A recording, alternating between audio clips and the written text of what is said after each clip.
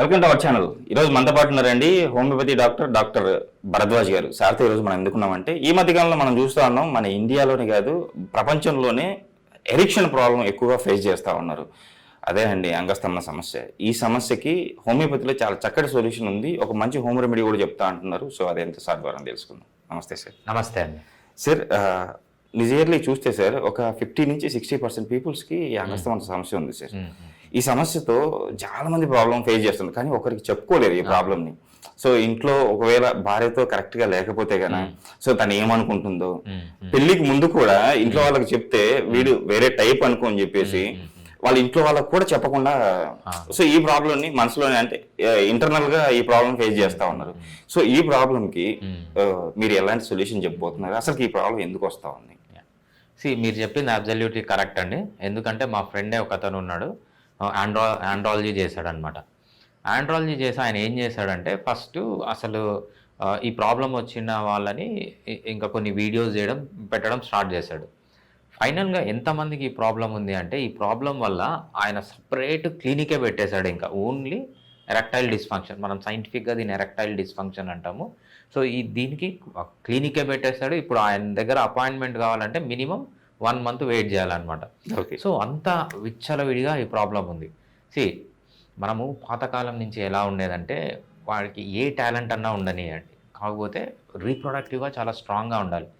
ఒక సింగర్ వాడి సింగింగ్ అయినా కూడా వాడికి రీప్రొడక్టివ్ సిస్టమ్ కరెక్ట్గా ఉంటేనే వాడి జనరేషన్ అనేది నెక్స్ట్కి వెళ్తుంది అనమాట. సో మన లైన్ తీసుకుంటే మనం ఇప్పుడు ఉన్నాము అంటే ఏంటంటే మన పూర్వీకులు కొన్ని వందల వేల జంటలు కరెక్ట్గా రీప్రొడ్యూస్ చేసాయి కాబట్టి మనం ఉన్నాం. ఆ జంటల్లో ఏ ఒక్క జంట రీప్రొడ్యూస్ చేయకపోయినా మనం ఈరోజు ఉండినాం అనమాట. సో రీప్రొడక్టివ్ సక్సెస్ అనేది అంత అవసరం ప్రతి ఒక్కదానికి. కాకపోతే ఏమైందంటే ఎందుకు మనకు ఈ ఎరెక్టైల్ డిస్ఫంక్షన్ వస్తుందంటే మనము చాలా రీజన్స్, మైన్యూట్ రీజన్స్ చాలా చెప్పుకోవచ్చు. మేజర్ రీజన్స్ మనం ఏం చెప్తామంటే సరిగా డైట్ తీసుకోకపోవడం, సరిగ్గా నిద్రపోకపోవడం, ఎక్సర్సైజ్ చేయకపోవడం, లైఫ్లో స్ట్రెస్ పెట్టుకోవడం, అదేవిధంగా ఇంకోటి ఏంటంటే ఆల్కహాల్, స్మోకింగ్, ఈ అలవాట్లు. ఈ 5 కారణాల వల్ల ఈ 5 కారణాలు అనేవి కామన్ అనమాట. మనం ఇంకా ఇండివిజువల్గా స్పెసిఫిక్ రీజన్స్ కూడా వెళ్ళచ్చు. సో మెయిన్గా ఈ 5 కరెక్ట్గా లేనందువల్ల మేజర్ ప్రాబ్లం వస్తుంది. Okay sir. సార్, ఇప్పుడు కొంతమంది చిన్న అంటే ఏమంటారు మెడిసిన్స్ వాడుతూ ఉంటారు. సో ఏమంటారు వయాగ్రా లాంటి మెడిసిన్స్ వాడుతూ ఉంటారు. సో దీన్ని రెగ్యులర్గా తీసుకోవడం వల్ల ఈ ప్రాబ్లం ఇంకా ఎక్కువ అయ్యే అవకాశం ఉందని కూడా కొంతమంది అంటూ ఉంటారు. కరెక్టేనా సార్? డెఫినెట్గా అండి. సో మనం ఎప్పుడైతే ఏ మెడిసిన్, ప్రపంచంలో ఇదే కాదు, మీరు ఏ మెడిసిన్ అన్నా తీసుకోండి, దానికి సైడ్ ఎఫెక్ట్స్ అనేది డెఫినెట్గా ఉంటాయి. ఎస్పెషల్లీ మనము ఈ వయాగ్రాలు ఇవన్నీ చేసినప్పుడు ఏమవుతుందంటే అక్కడ టెంపరీగా ఆ రోజు మీకు సొల్యూషన్ ఇస్తాయి తప్పితే ఆ డ్యామేజ్ అనేది అంటే ఫర్ ఎగ్జాంపుల్ మీరు నిద్ర మాత్రలు తీసుకున్నారనుకోండి, ఈరోజు 1 mg తీసుకుంటారు, ఒక 1 week 1 month 1 mg తీసుకుంటారు, తర్వాత పని చేయదు, 2 mgకి వెళ్తారు, 3 mgకి వెళ్తారు. ఈ మెడిసిన్స్ కూడా అంతే. ఎరెక్టైల్ డిస్ఫంక్షన్స్లో మనకి ఏంటంటే మెయిన్గా అక్కడ నైట్రిక్ ఆక్సైడ్ రిలీజ్ చేసి వాసో డైలిటేషన్ చేసి ఎరెక్షన్స్ తెస్తాయన్నమాట. సో ఇవేంటంటే వాటికి రెసిస్టెన్స్ వచ్చేస్తుంది మెడిసిన్స్కి. మెడిసిన్ పెంచుకుంటూ వెళ్ళాలి. సో దీనికి అంతేకాకుండా చాలా సివియర్ సైడ్ ఎఫెక్ట్స్ అనేవి కూడా మనము కామన్గా చూస్తుంటాం. మీరు చెప్పింది అబ్సల్యూట్లీ కరెక్ట్ అండి. సార్, మాస్టర్బేషన్ చేసుకుంటే అంటే టైమింగ్ తగ్గుతుంది అని చెప్పేసి ఒకటి అంటే బయట ప్రచారంలో ఉంది, ఇది కరెక్టేనా? డెఫినెట్గా అండి. మాస్టర్బేషన్ అనేది అసలు మంచిది కాదు. మనము మాస్టర్బేషన్ని చాలా రకాలుగా చూస్తామన్నమాట. బేసిక్గా మనిషి అనేవాడు ఎలా ఉండాలంటే సెక్షువల్ యాక్సెస్ అనేది మనిషికి. సో విమెన్ అనేది హైలీ చూజీ ఉంటారు, హైలీ సెలెక్టివ్ ఉంటారు. వాళ్ళకు 100 మంది మెన్ కన్నా చూపిస్తే వాళ్ళు ఒకరినో ఇద్దరినో సెలెక్ట్ చేసుకుంటారు యాజ్ ఎ పార్ట్నర్. బట్ మెన్కి కన్నా ఒక 100 మందిని చూపిస్తే దాంట్లో 60 మందిని సెక్షువల్ పార్ట్నర్గా సెలెక్ట్ చేసుకుంటారు. విమెన్ అనేవాళ్ళు అంత చూజీ ఉంటారు. సో దానివల్ల ఇప్పుడు ఏమవుతుంది, ఈ పాన్ వీడియోస్ రావడం వల్ల కానీ, ఈ విచ్చలవిడిగా వీడియోస్ ఎక్స్పోజ్ కావడం వల్ల కానీ, ఉమెన్ ఒక 100 మందిలో ఒకరిని సెలెక్ట్ చేసుకున్నారంటే వాడికి చాలా టాలెంట్ ఉండాలి. వాడు ఫిజికల్గా ఫిట్గా ఉన్నాడు, ఫిజియలాజికల్గా, సైకలాజికల్గా. సో మనం ఏమంటామంటే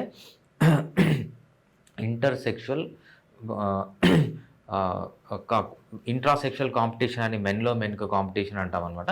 ఇంటర్సెక్షువల్ ప్రిఫరెన్సెస్ అంటాం అనమాట. అంటే విమెన్ ఎటువంటి వాళ్ళని ప్రిఫర్ చేస్తారు. సో ఎప్పుడైతే ప్రెషర్ ఉంటుందో మెన్ పైన అప్పుడే డెవలప్ అవుతారనమాట. సో ఫర్ ఎగ్జాంపుల్ ఇద్దరు మెన్ ఉన్నారు. సో ఆ మెన్‌లో ఇద్దరిలో ఎవరు బాగా జీవితంలో పైకొస్తారో వాళ్ళనే విమెన్ అనేవాళ్ళు సెలెక్ట్ చేసుకుంటారనమాట. అక్కడ మెన్‌కి కాంపిటీషన్ ఉంటుంది. ఎప్పుడైతే ఈ పార్న్ వీడియోలు ఇవన్నీ వచ్చి ఆ కాంపిటీషన్ లేకుండా ఏమవుతుందంటే చాలామంది అసలు లైఫ్‌లో వాల్యూ అనేది సంపాదించుకోవట్లేదనమాట. ఇవి సైకలాజికల్ ప్రాబ్లమ్స్. ఇంకా మెయిన్‌గా ఈ ఫిజికల్ ప్రాబ్లమ్స్ ఇవన్నీ ఇంకా మనము చెప్పలేనన్ని ప్రాబ్లమ్స్ అనేవి ఉంటాయన్నమాట. సార్ ఈరోజు మన ప్రేక్షకులకి ఎలాంటి రెమెడీ చెప్పబోతా ఉన్నారు? రైట్. ఫస్ట్ అండి, మీకు ఎరెక్టైల్ డిస్‌ఫంక్షన్ ఉంటే కొన్ని ఇంపార్టెంట్ థింగ్స్ చెప్తాను. ఫస్ట్ ఎరెక్టైల్ డిస్‌ఫంక్షన్‌కి మనకు మేజర్‌గా ఏంటంటే మొబైల్స్ వాడడం.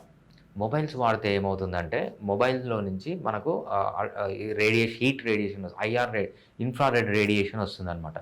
ఈ ఇన్ఫ్రారెడ్ రేడియేషన్ ఎప్పుడు జోబులో పెట్టుకొని తిరగడం వల్ల టెస్టిస్‌లోకెళ్ళి అక్కడ మనకు టెస్టోస్టిరాన్ ప్రొడక్షన్ అనేది తగ్గిపోతుంది. సో ఫస్ట్ మీరు ఏం చేయాలంటే మొబైల్స్‌ని దూరంగా పెట్టడం, వీలైనంత వరకు వాడకుండా ఉండడం. ఇంకోటి ఎస్పెషల్లీ వీళ్ళు సాఫ్ట్‌వేర్ ఇంజినీర్స్ చేసేది ఏంటంటే ల్యాప్‌టాప్స్ ఇక్కడ పెట్టుకొని పని చేస్తుంటారు. దాంట్లో నుంచి చాలా రేడియేషన్ వస్తుంటుంది.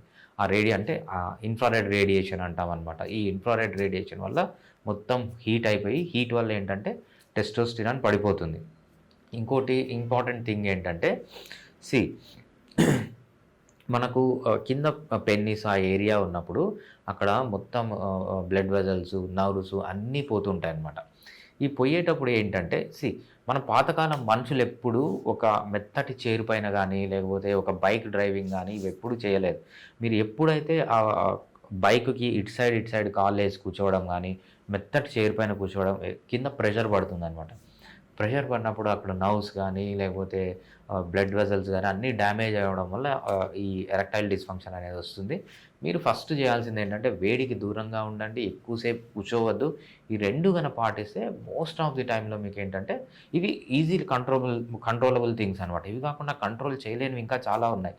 ఫర్ ఎగ్జాంపుల్ మనకేంటంటే కెమికల్ ఎక్స్‌పోజర్ అనేది మేజర్. నేను ఏ ఆండ్రాలజీ సెమినార్‌కెళ్ళినా మైక్రో ప్లాస్టిక్స్ అంటారనమాట. మనము ప్లాస్టిక్ బాటిల్స్‌లో వాటర్ తాగడం వల్ల ఏమవుతుందంటే చిన్న ప్లాస్టిక్ పీసెస్ లోపలికి వెళ్ళిపోయి అవి మన హార్మోనల్ డిస్టర్బెన్స్ చేస్తుంది. అవంతా అవాయిడ్ చేయలేము కాబట్టి ఇప్పుడు మనకి ఈజీగా అవాయిడ్ చేయగలవి ఏంటంటే ఎక్కువసేపు కూర్చోకపోవడం. ఇంకోటి ఏంటంటే ఈ ఇన్ఫ్రారెడ్ రేడియేషన్‌కి దూరంగా ఉండడం అనేది చాలా ఇంపార్టెంట్ టిప్స్ అనమాట. సరే, హోమియోపతిలో ఈ ఎరిక్షన్ ప్రాబ్లమ్ కానీ అండ్ టైమింగ్ పెంచుకోవడానికి కానీ ఎలాంటి మెడిసిన్స్ అందుబాటులో ఉన్నాయి? సో మీరైతే ఎలాంటి ట్రీట్మెంట్ ఇస్తారు? సో హోమియోపతిలో ఎరెక్టైల్ డిస్‌ఫంక్షన్ అంటామనమాట. చాలా ఇంపార్టెంట్ మెడిసిన్స్ ఉన్నాయండి దీనికి. కాకపోతే మనం హోమియోపతిలో ఎప్పుడు హోమియోపతికి చాలా డిఫరెన్స్ ఉంటుంది. సో అలోపతిలో ఏంటంటే మీకు ఫీవర్ వచ్చిందనుకోండి, మీరు ఇండియాలో ఉన్న పారాసిటమాలే, యూఎస్‌లో ఉన్న పారాసిటమాలే, ఆడ అయిన పారాసిటమాలే, మగ అయిన పారాసిటమాలే. ఫీవర్ అంటే పారాసిటమాల్. ఎరెక్టైల్ డిస్‌ఫంక్షన్ ఉంటే మనకు సిల్డినాఫిల్ సిట్రేట్ అని, అదే ఓజోమెన్ అంటారు కదా! సో ఇట్లాంటివి మనకు ఉంటాయన్నమాట. బట్ హోమియోపతిలో ఒక డిసీజ్‌కి ఒక మెడిసిన్ అని ఉండదు. మనము హోమియోపతిలో యాజ్ ఆఫ్ నౌ ఒక 5000 మెడిసిన్స్ ఉన్నాయి. ఈ 5000 మెడిసిన్స్ మనం డిఫరెంట్ కాన్సంట్రేషన్ తీసుకున్నప్పుడు ఒక 5,00,000 మెడిసిన్ దాకా వెళ్తుందనమాట. పర్టిక్యులర్ డిస్‌ఫంక్షన్ ఎరెక్టైల్ ప్రాబ్లమ్‌కి ఈ 5,00,000 మెడిసిన్స్‌లో ఏదో ఒకటో రెండో సెలెక్ట్ చేస్తామనమాట. మనం హోమియోపతిలో 100 మంది వస్తే ఎరెక్టైల్ డిస్‌ఫంక్షన్స్‌తో 100 మందిని మనం కేస్ తీసుకొని, హోమియోపతి కేస్ టేకింగే 45 మినిట్స్ ఉంటుంది. కేస్ తీసుకొని రీజన్ ఐడెంటిఫై చేసి ఈ 5,00,000 మెడిసిన్స్‌తో ఒకటో రెండో ఇస్తాం తప్పితే మనకు పర్ఫెక్ట్‌గా ఈ మెడిసిన్ ఇస్తే తగ్గిపోతుంది అనేది ఆ కాన్సెప్ట్ అనేది హోమియోపతి కాన్సెప్ట్ కాదనమాట.